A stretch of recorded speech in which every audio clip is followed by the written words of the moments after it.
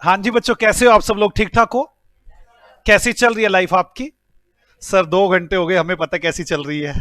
जी जीना मुश्किल हो गया था। आपको देखा मेरे बिना 2 घंटे काटने कितने मुश्किल है आपके लिए। अगर मेरे बिना आपको 2 घंटे काटने पड़ जाए क्लास में तो काट नहीं पाओगे। कोई बात नहीं। याद है लास्ट क्लास में हमने क्या किया था? इंश्योरेंस क्लेम क्लूम पता नहीं क्या चालू कर रखा था आपने। और कुछ आपने ये किया था। इंश्योरेंस दो तरह के होते हैं, एक लाइफ वाला, एक अदर वाला। हमने लाइफ वाला नहीं पढ़ना, हमने कौन सा पढ़ना है? अदर वाला। और अदर वाले में आपने क्या किया था? हाँ, स्टॉक शुरू कर लिया था। याद आया कुछ? और स्टॉक में फिर आप कह रहे थे एक पॉलिसी अमाउंट होती है, एक गुड्स इन गोडाउन होता है, एक लॉस बाय फायर होता है। फिर आपने मुझे बताया कि हमें ना एवरेज क्लोज लगानी पड़ती है। कहां पे लगानी पड़ती है? जहां पर गुड्स इन गोडाउन ज्यादा होता है। किससे? पॉलिसी अमाउंट से भी और लॉस बाय फायर से भी। वहां से ज्यादा होता है तो हमें करना पड़ता है। यहां तक समझ में आ गई थी। फिर आपने कहा था लॉस बाय फायर कैसे निकलेगा? आपने कहा goods in godown minus save goods. फिर आप पंगा लेने लग गए थे कि गुड्स इन गोडाउन कैसे निकलेगा। तो वो कहते थे up to date of fire हम एक मेमोरेंडम ट्रेडिंग अकाउंट बनाएंगे, जहां से हम निकालेंगे कि स्टॉक कितना पड़ा था। तो वो स्टॉक निकल जाएगा। स्टॉक निकलने के बाद हम बड़े आराम से कर देंगे। फिर मैंने कहा आपको मेमोरेंडम ट्रेडिंग बनाने के लिए क्या क्या चाहिए? आपने कहा ओपनिंग स्टॉक चाहिए, परचेज चाहिए, सेल चाहिए, ये सब चीजें चाहिए। तो मैंने कहा ओपनिंग स्टॉक का तो दे ही रखा होगा। परचेज में तो पंगे पड़ सकते हैं। परचेज ऑफ मशीनरी के बिल आ सकते हैं, और बिल रिसीव हो गए हो, गुड्स रिसीव ना हुए हो, गुड्स रिसीव हो गए हो, बिल रिसीव ना हुए हो, कंसाइनमेंट पर सामान भेज दिया हो, बड़े पंगे हो सकते हैं। ऐसे सेल में भी पंगे हो सकते हैं। हमने यहां तक डिस्कशन की थी और लिखवाया तो मैंने कुछ भी नहीं था। याद है आपको? आज मैं लिखवा दूंगा सारी बातें, कोई टेंशन वाली बात नहीं। एक काम करते हैं, पहले मैं इस बातों पे इन बातों पे एक एग्जांपल लेना चाहता हूं सारी पे, ताकि अब तक की सारी बातें आपको अच्छे से आ जाए, फिर मैं आगे बढ़ू। बोलो ऐसे उदास उदास चेहरे मत बनाया करो यार। एक आदमी परेशान हो ना, तो आदमी ना उसके सामने खुश होके बैठता है। एक तुम पता कैसे करते हो? परेशान आया ना, अब और देख तू। हम नहीं बोलेंगे ऐसा, नहीं, थोड़ा सा बोलो। Fire occurred in the godown of, कौन से किसके गोडाउन में आग लगाऊं? मेघनाथ। रावण और कुंभकर्ण तो हो गए थे ना। मेघनाथ। हाँ, रावण हो गया था। Meghnath limited as on 17 March 2025 चल रहा था ना, 2025। तो details as follow. Details as follow. आपको कुछ डिटेल इस प्रकार दी गई है। स्टॉक ऑन 1 अप्रैल 2024, 2024 ही आएगा ना, 90,000 रुपीज का स्टॉक पड़ा था। परचेज फ्रॉम, कहां से कहां तक के लो? 1 April 2024 to 17 March 2024, rupees 2025, ₹6 lakh. कोई डाउट है बच्चों? Sales from 1 April 2024 to 17 March 2025, ₹3 lakh. Sale भी हो गई। ग्रोस प्रॉफिट रेशियो 30% है। वैसे तो अगर ये इंफॉर्मेशन दी हो तो मैं गुड्स इन गोडाउन बड़े आराम से निकाल सकता हूं। आपको पता है ना 3 चीजें चाहिए आपको। कौन कौन सी 3 चीजें चाहिए? मूर्खो बोलो। Stock, goods in godown, loss by fire और पॉलिसी अमाउंट। 3 चीजें बताओ। और पॉलिसी अमाउंट्स और लॉस बाय फायर तो निकलना आसान है। दिक्कत किसमें है? गुड्स इन गोडाउन में। तो उसके लिए डिटेल डिस्कशन चल रही है। मैं लिखता हूं, एक बार लिखो। परचेज के बारे में इंफॉर्मेशन देता हूं। परचेज के बारे में, परचेज इंक्लूड्स, परचेज में शामिल है। ए पॉइंट, परचेज ऑफ मशीन। क्या करोगे जल्दी बताओ? सीए साहब आपका दिमाग चेक करना चाहता हूं, एक बार मुझे बताना। उसने मशीन क्यों इंक्लूड की होगी? परचेज, परचेज बढ़ाएगा तो क्या हो जाएगा? स्टॉक बढ़ जाएगा और पैसे ज्यादा मिलेंगे। Very good, B point. Bills received but goods not received till date ₹20,000। बताओ बेचो क्या मतलब हुआ इसका। बिल तो मिल गए, माल था नहीं, क्या करोगे आप लोग। उसने जानबूझ के झूठे मूठे बिल जोड़े होंगे नहीं जोड़े होंगे, हाँ या ना। अच्छा, अगर आप रिश्वत खा चुके होंगे तो क्या करेंगे, रहने देंगे, कुछ नहीं करेंगे। मेरी बात समझ में आ रही है। हाँ, रिश्वत के नाम पे तो खुश हो जाते हैं। अच्छा, ये आ गया हमारा काम, शर्म नहीं आती। परचेज समझाने की जरूरत ही नहीं, अपने आप समझदार है। इंक्लूड्स, परचेज में ये शामिल नहीं है। क्या क्या शामिल नहीं है। Goods received ₹30,000 but bill not receive till date. क्या करोगे, जोड़ेंगे। रिश्वत खा रखी हो तब भी जोड़ेंगे। हाँ, रिश्वत खाओ ना खाओ, लेकिन सही काम तो करोगे कम से कम। रिश्वत नहीं खा रखी हम तो बताएंगे नहीं इसको ये भी कर, हम तो कह देंगे। हाँ, बोलो जो मर्जी उल्टा सीधा। सेल्स के बारे में इंफॉर्मेशन, सेल्स ऑफ मशीन ₹6,000।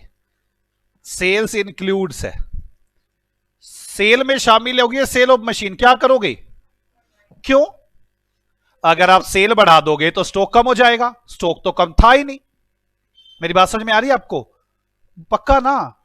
देखो पता क्या, मेरी बात समझो, रटना नहीं होता, समझना होता है। अगर समझ में आ गया, मैं आपको एक बात बताऊं, मुझे सिर्फ ना कंसेप्ट समझाने में लेक्चर लगते हैं, कंसेप्ट समझाने में। अब सेल ऑफ मशीन सोच के देखो क्या होगा। सेल ऑफ मशीन गलत बिल आ गया सेल में, सेल बढ़ जाएगी, स्टॉक कम हो जाएगा। स्टॉक कम हो गया तो मतलब सामान तो ज्यादा जला पर दिखेगा कम, ये तो गलत है। अच्छा, अब मैं आपसे दूसरी तरह से पूछ रहा हूं, अगर आप रिश्वतखोर हैं, मैं सब मान लो हैं, तो आप क्या करोगे, इस बिल को इंक्लूड रहने दोगे नहीं रहने दोगे।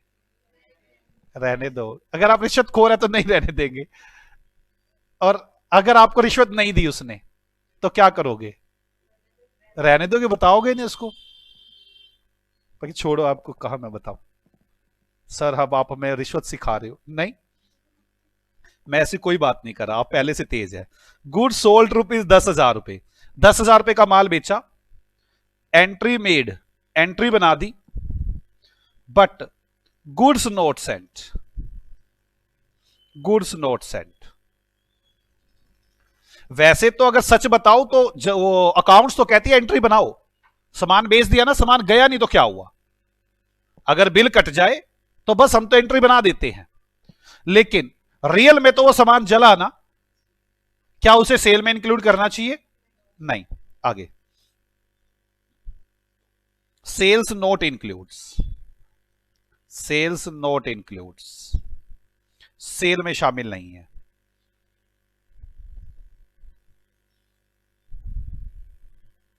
ना लिखो इसको, अभी रहने दो, अभी आप छोटे हो, ज्यादा हो जाएगा आपके लिए, बाद में बात करूंगा। अभी आप क्या करो, ओपनिंग स्टॉक के बारे में लिखो थोड़ा सा।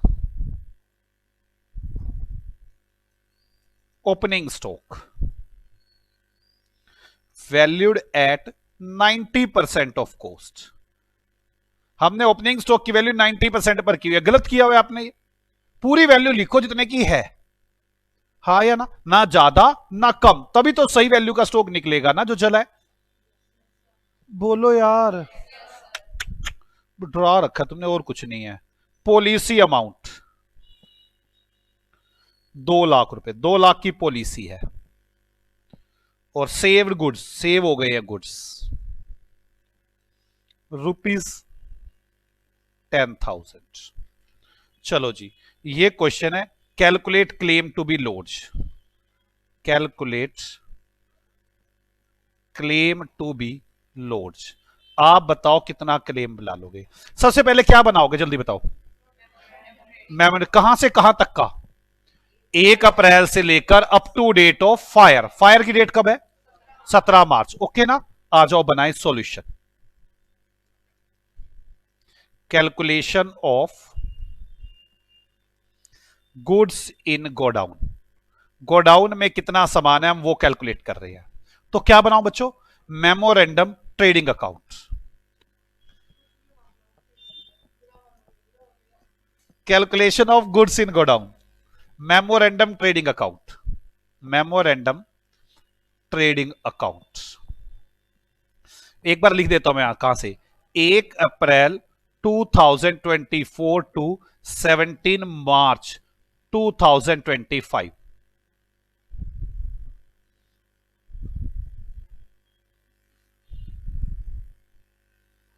चलो सबसे पहले ओपनिंग स्टॉक 90,000, क्या 90 का लिखना चाहिए हमें? नहीं, ये कितने परसेंट वैल्यू पर है? 90%, मुझे पूरे 100 पर लिखना है। तो 2 ओपनिंग स्टॉक कैसे करूं, 90,000 है 90, तो 100 कितना, 1 लाख का स्टॉक। तभी सही, यहां तो हम वो करेंगे इंसाफ, जो चीज सही है वो सही करेंगे। किसी ने इसमें कुछ पूछना हो तो मुझसे बात कर सकता है। चलिए अब आगे, अब परचेज 6 लाख रुपए की, टू परचेज 6 लाख रुपए की। गलत सही को ठीक करे, क्या गलत है क्या सही है, आ जाओ बोलो सीए साहब। सबसे पहले परचेज ऑफ मशीन 40,000 रुपए की है, इसमें क्या करूं, माइनस, माइनस क्यों, अगर मशीन इसमें इंक्लूड कर देंगे तो क्या हो जाएगा, स्टॉक बढ़ जाएगा, जबकि वो सामान नहीं था। तुम्हें कम नजर आ रहा है? हाँ मुझे लग रहा है जैसे लाइट से पढ़ रहा है, मुझे ऐसा लग रहा है कि शायद स्पेक्स की रिक्वायरमेंट ना आ रही हो, काफी कम नजर आ रहा है तुम्हें, तो बार बार उसकी कॉपी में देखते हो, सामने देखते हो, मुझे ऐसा लग रहा है। आगे, B are receive but goods not receive, B are bills receive, bill तो आ गया था पर गुड्स नहीं थे, क्या रियल में सामान जला होगा, क्या करूं, minus, minus bills received, goods not received, कितने रुपए है, कितना था मूर्खो, 30,000, 20,000। कोई डाउट यहां तक? अब आ जाओ आगे, परचेज में इंक्लूड नहीं है, goods receive but bill not receive, क्या करूं, एड, एड क्या लिखो, goods received but no entry, कितने रुपए है, 20,000, 30,000 ऐड होगा। कोई डाउट है? अगर कोई दिक्कत आ रही है बच्चे आगे आ जाओ, कोई दिक्कत आ रही, पक्का ना, समझ में आना चाहिए, देखो कभी मेरी सारी मेहनत खराब हो जाए। चलो आगे तक, अब अगली बात आ रही है सेल पर। सेल है 1 अप्रैल से 27 मार्च तक 3 लाख रुपए की, बाय सेल्स 3 लाख रुपए की। कोई डाउट बच्चों? अब आ जाओ, सेल ऑफ मशीन 6,000 रुपए, क्या करूं सेल ऑफ मशीन, माइनस, बोलो बच्चों, यार किसी को कुछ डाउट हो पूछ सकता है, मैं रटवाना नहीं चाहता कोई भी चीज, ये ऐड होगी ये लेस होगी। सेल ऑफ मशीन कितने रुपए है, 6,000। चलो आगे, गुड सोल्ड 10,000 रुपए, entry made but goods not sent, माल बेचा एंट्री नहीं बनाई, ठीक है, सेल एंट्री बना दी पर सामान नहीं दिया। आप मुझे बताओ वो सामान गोडाउन में पड़ा है या नहीं पड़ा, वो जला होगा नहीं जला होगा, वो स्टॉक में आना चाहिए नहीं आना चाहिए, आना चाहिए, तो क्या करूं सेल में से less, minus goods not sent, कितने रुपए था, 10,000। और कुछ बस, चलो मुझे सेल बताओ, मुझे परचेज बताओ कितनी है, परचेज और सेल 2 लाख, 2,84,000। यहां तक कोई डाउट है किसी को? अब आगे आ जाओ, बताओ बच्चों, ओपनिंग स्टॉक हो गया, जीपी 30% है, जीपी कितने परसेंट है, 30%, तो जीपी 30% है, जल्दी से जीपी करो 30%, जल्दी से जीपी करो। To gross profit, 30% gross profit करो।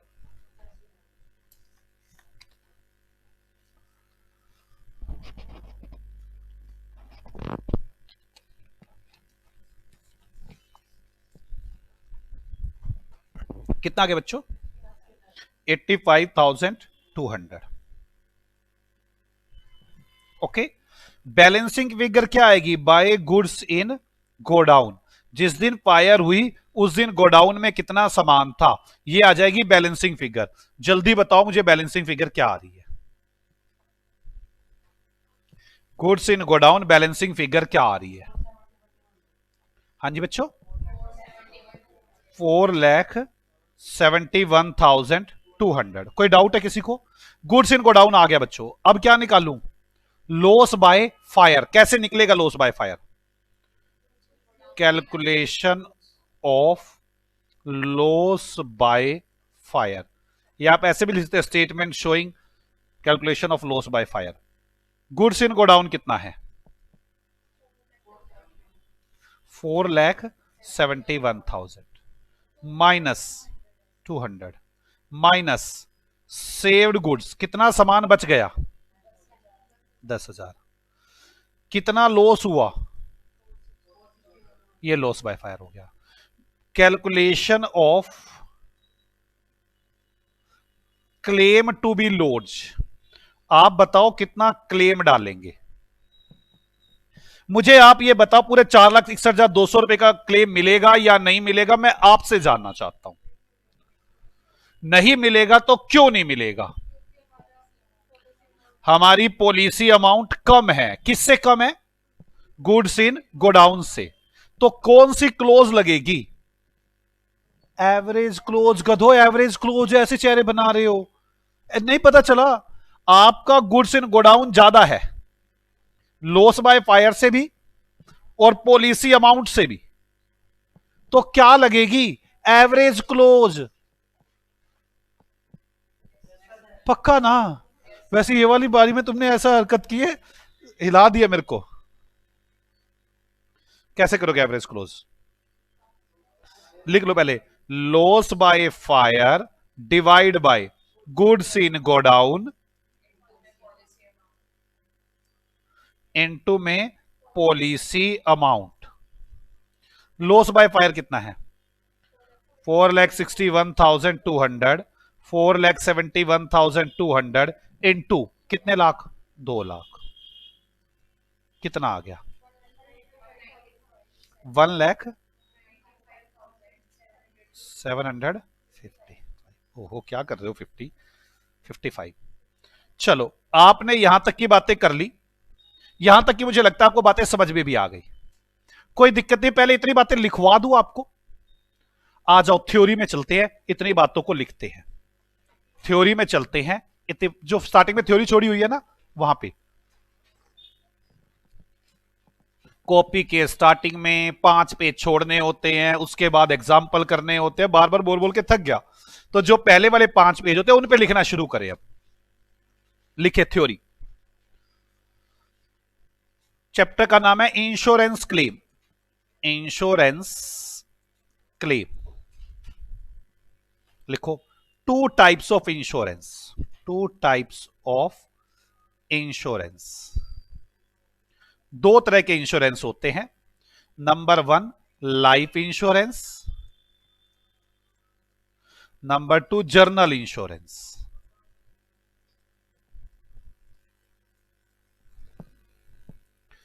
In CA, we read only journal insurance। सिर्फ सीए में हम जर्नल इंश्योरेंस रीड करेंगे। In CA we read only general insurance. ठीक है बच्चों? General insurance. Only two types. Only two types. इसमें भी दो ही तरह सीखनी है हमने। जर्नल इंश्योरेंस हजारों तरह का है, हमने दो सीखनी है। कौन कौन सी? Number 1 stock insurance, number 2 loss of profit ये समझाऊंगा, अभी समझाया नहीं ना क्या ये, आपको इसलिए समझ नहीं आएगा। अभी तो मैं पहले ही इंश्योरेंस को सिखाने लगा हुआ हूं। कोई डाउट यहां तक? हमने फर्स्ट इंश्योरेंस शुरू किया, स्टॉक इंश्योरेंस।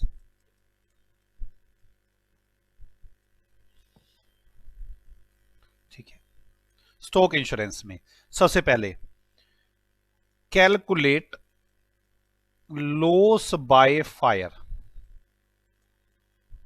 जो कैसे निकलेगा, goods in godown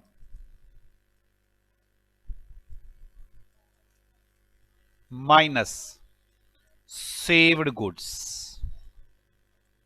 that is loss by fire. ठीक है, अब आप क्या करेंगे, मेरी बात समझेंगे। यहां पे एक नोट आना है। अब आपका फर्ज है मुझे याद दिलाना कि सर सेव्ड गुड्स पर कुछ नोट लिखवाना था। कौन से गुड्स पर? सेव्ड गुड्स पर। ठीक है, कोई डाउट यहां तक? वो बाद में जब समझा लूंगा तब लास्ट में आएंगे क्या क्या लिखवाना है मुझे। चलो आगे, अब आगे लिखो। Second point, calculation of claim to be लॉड्ज।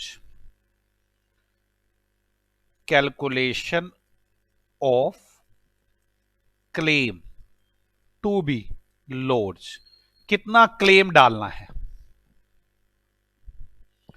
If goods in godown is more than loss by fire and policy amount, then average clause is applicable,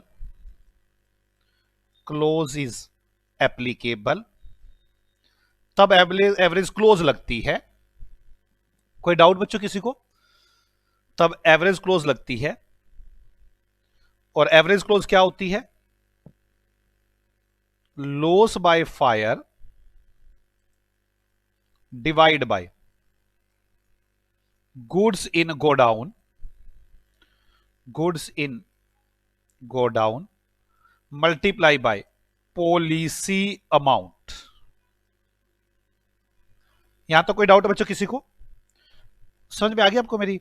पहले में क्या कैलकुलेशन करनी पड़ेगी? Loss by fire. फिर क्या कैलकुलेट करना पड़ेगा? Claim to be lodged. अब अगर गुड्स इन गोडाउन कैलकुलेट करने पड़ जाए तो क्या करेंगे? देखो see, calculation of goods in godown,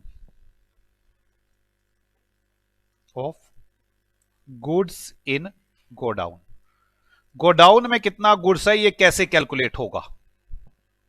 ठीक है, first part given in the question, ये क्वेश्चन में गिवन होगा। और अगर क्वेश्चन में गिवन नहीं है तो क्या करेंगे? जल्दी बोलो। मेमोरेंडम ट्रेडिंग अकाउंट बनाएंगे। कहां से कहां तक का? स्टार्टिंग डेट से लेकर फायर की डेट तक का। आओ जल्दी लिखे फटाफट फास्ट से। If not given in the question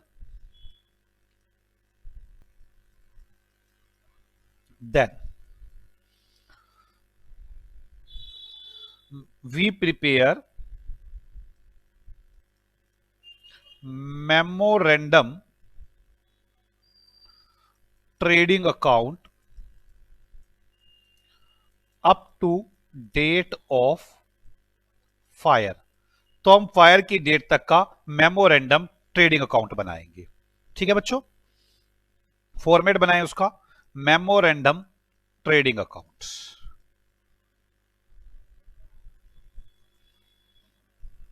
कैसा था memorandum trading account?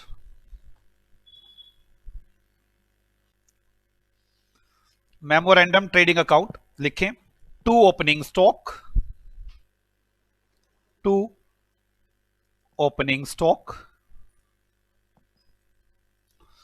To purchase, to wages, by sales, by यहां पे to GP, by goods in godown, balancing figure. कोई डाउट है किसी को बच्चों? अब लिखो नोट। नोट, एक एक चीज पे नोट लिखेंगे। ओपनिंग स्टॉक पर क्या दिक्कत हो सकती है, परचेज पर, वेजेस पर, जीपी पर, सेल पर, हर एक पर लिखेंगे। और पहले ओपनिंग स्टॉक पर लिखते हैं। ओपनिंग स्टॉक और क्लोजिंग स्टॉक कुछ भी हो, ऑलवेज वैल्यूड एट कोस्ट। ये हमेशा कोस्ट पर वैल्यू करनी है आपको। आप मेरी बात समझे, नॉर्मल अकाउंट में हम स्टॉक की वैल्यू करते हैं कोस्ट और net realisable value whichever is less. यहां नॉर्मल अकाउंट नहीं चल रही है, एक अलग ही तरीका चल रहा है। अधिकतर लोग कैसे करते हैं मैं आपको बताता हूं। एक ना जापान की कंपनी थी, वो दिल्ली में आई। जब वो दिल्ली में आई तो उसने ना पेन बेचने शुरू किए, पेन बनाए यहां पर, और उसका पेन था 700 रुपए का एक। उसको लगा कि हाँ जी जापान के व्यक्ति है, ये भी 700 रुपए का पेन टांगेंगे। यहां तो अगर हम एक 700 का पेन ले लेना, मुझे लगता है 5-7 साल तो टांग के रखते, चलाते ही नहीं उसको, बस दिखाने के लिए होता है। वो कभी कभार साइन मारने के लिए निकालते ही नहीं। हम तो ज्यादा 200 रुपए वाले ग्राहक है। अच्छे से अच्छा सीए जो है ना, वो 200-250 रुपए से ऊपर का पेन नहीं रखता। वो 200-250 रुपए का पेन रखता है अपनी जेब में, इससे ऊपर नहीं। और वैसे नॉर्मल की अगर मैं जैसे की बात करो तो 2 रुपए वाला पेन मिल जाए तो उसी से साइन मार के चलता बनता है, जो पेन सामने आगे आ जाए। लेकिन वैसे में नॉर्मल सीए बैलेंस शीट पे साइन करते हुए 200-250 रुपए वाला पेन रखते, इससे ऊपर पे नहीं जाते। वो पार्कर का पेन आता है, ज्यादातर उसी पे रहते हैं। अब वो जापान वाले, वहां पे तो हर आदमी जो रेडी वाला है वो भी कोट पैंट पहन के रखता है और अपना पेन टांग के रखता है। मेरी बात समझ में आई? 700 रुपए का पेन बना तो लिया उन्होंने, अब चला नहीं, करोड़ों रुपए के पेन बना दिए। बाद में उनको अपनी कॉस्ट 450 रुपए के आसपास की पड़ रही थी उस पेन की। 700 का बेच रहे थे, नहीं बिक रहा था। अब उनको ना किसी ने कहा कि जी हम आपके पेन खरीद लेंगे, लेकिन आपको ना सस्ते बेचने पड़ेंगे, 300 रुपए के। वो बड़े परेशान रहे कि उनकी स्टॉक की कॉस्ट कितनी है, 450, नेट रियलाइजेबल वैल्यू कितनी, 300, मार्केट वैल्यू डाउन हो गई। उन्होंने पता क्या किया, सारे का इंश्योरेंस करवा दिया। ठीक, फिर आग लगा दी एक दिन। इंश्योरेंस कंपनी वाले कॉस्ट और नेट रियलाइजेबल वैल्यू नहीं देखते, वो कहते कितने रुपए का पेन था, हमने कहा 450 रुपए का। उन्होंने 450 के हिसाब से पूरी कंपनी को पैसे दे दिए। ये रियल केस हुआ था दिल्ली में, जो मैंने आपको बताया है। लोग यही करते हैं, अपना माल घाटे में जाने लगे, इंश्योरेंस हुआ हो, कम से कम कॉस्ट तो रिकवर कर ही जाऊंगा ना, और अगर 2 नंबरी आदमी हुआ तो प्रॉफिट कमा के निकल जाऊंगा। समझ में आई? तो पहली बात समझ में आती है ओपनिंग स्टॉक की वैल्यू कैसे करते हैं, कॉस्ट और net realisable value whichever is less.